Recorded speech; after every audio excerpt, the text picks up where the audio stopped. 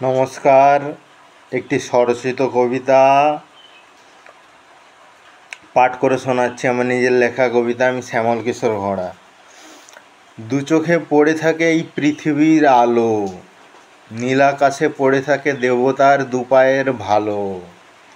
আমি সবুজে সবুজে কবিতাকে এঁকেছি, আমি সবুজে সবুজে সবুজের কবিতাকে এঁকেছি।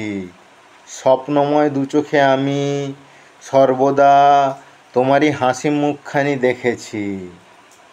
ফিরে যাব একদিন, ফিরে যাওয়ার দেশেতে, অসময়ে চলে যাব কোনো এক সময়ের শেষেতে।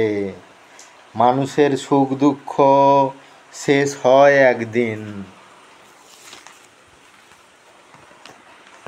একদিন তার সব কিছু শূন্যতাতে বিলীন। রোদনকে থেমে যেতে হয় একেবারে, সে কি ফেরে আর বারে বারে? নিভৃতে নির্জনে আমাকে বিদায় দিতে এসো একা একা। আর কোনো কালে, আর কোনো যুগে হয়তোবা দুজনাতে হবে না দেখা।